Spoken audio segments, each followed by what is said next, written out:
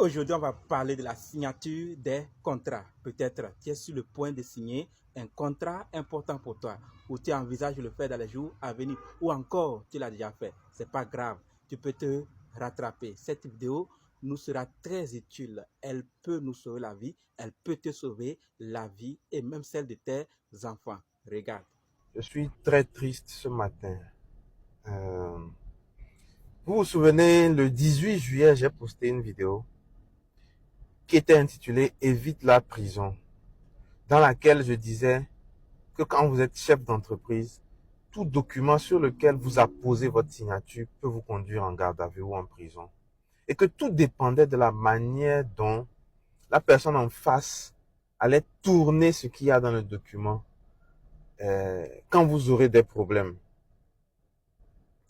Un entrepreneur m'a contacté hier. Il m'a dit qu'il a fait une entente, il a appelé ça un partenariat avec un monsieur. Et le monsieur lui a mis de l'argent à disposition pour faire de l'élevage. Et le type d'élevage qu'il devait faire, il devrait mettre les animaux dans des cages. Le contrat, moi j'ai vu le contrat. Le contrat dit clairement que chaque trimestre, ils vont faire le point et ils se partagent les bénéfices 50%, 50%. C'est ce que le contrat dit, hein. J'ai le contrat. Chaque trimestre, ils font le point et ils se partagent les bénéfices 50-50. Maintenant, quand il a pris l'argent, il a commandé du matériel en Asie pour pouvoir fabriquer les cages. Et malheureusement pour lui, le matériel qu'il a reçu n'était pas de bonne qualité. Et quand il a fabriqué les cages, à un moment donné, les animaux qui étaient dans les cages ont commencé à mourir. Et les cages ont commencé à se rouiller à un rythme effréné.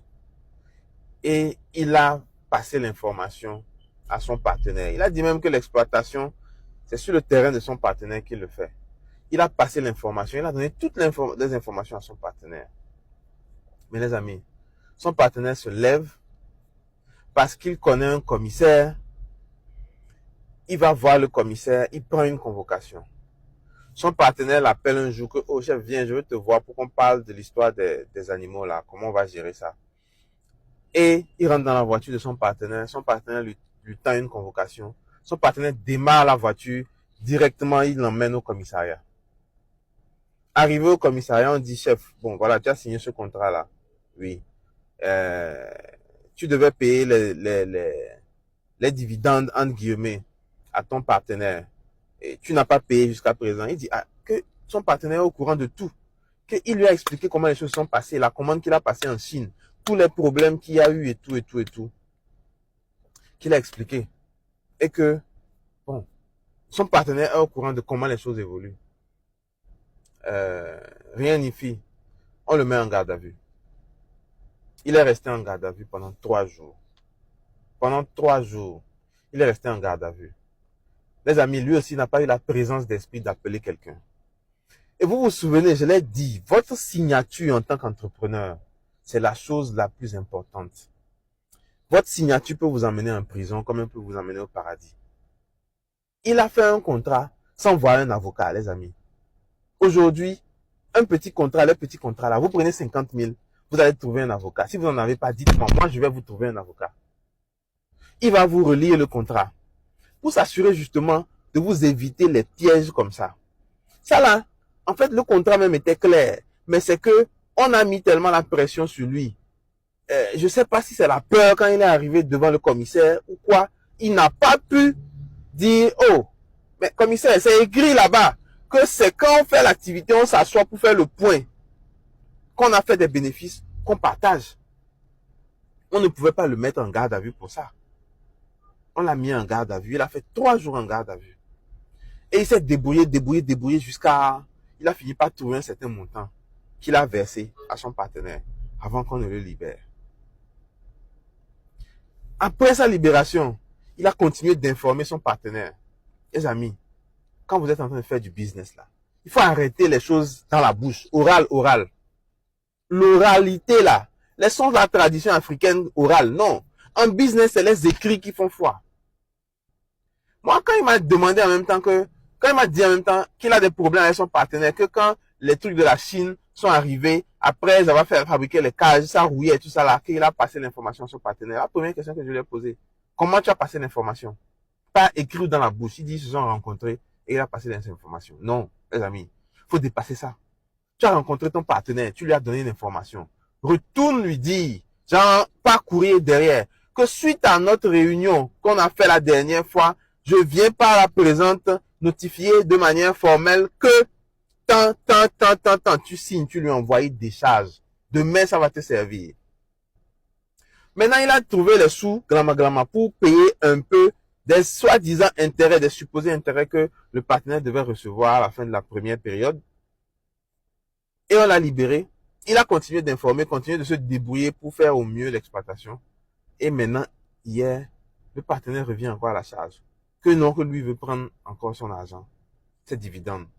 Que la dernière fois, il lui a fait pitié, c'est pour ça que ceci, et il continue de mettre la pression, qui va l'envoyer en prison.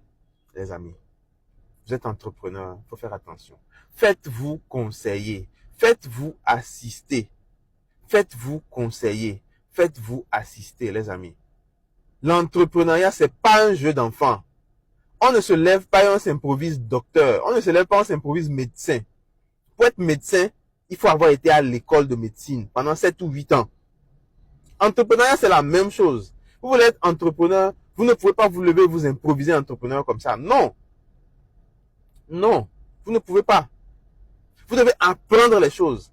Et vu qu'on n'a pas d'école d'entrepreneuriat, allez chercher les gens qui sont devant vous, qui sont déjà passés par là et qui vont vous donner des conseils. Allez chercher les spécialistes pour vous faire les actes, pour vous faire les contrats. Les gens sont là en train d'économiser 20 000, 30 000, 50 000. Mais après, les problèmes qu'on va avoir vont être des problèmes de millions. Donc, pardon. Ne faites pas en sorte de finir en prison à cause de 50 000 que vous avez refusé de sortir pour faire viser un contrat. Pardon. Merci. Bonne journée.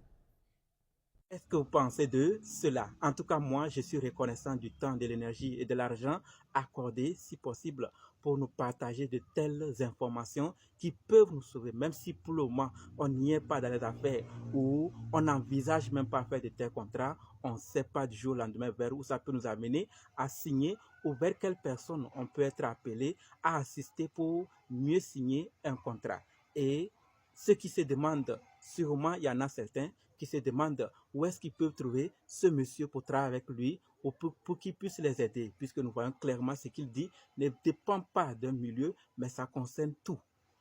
Donc, si vous voulez découvrir davantage, ne vous inquiétez pas. Je vais laisser le lien de son compte dans la description ou dans les commentaires. Allons découvrir davantage sur les thèmes qu'il aborde afin de mieux s'armer pour être bien orienté dans la vie active. D'accord? C'est ce que je voulais partager avec vous. Si vous avez quelque chose à ajouter, les commentaires ne sont pas désactivés. D'accord? Merci.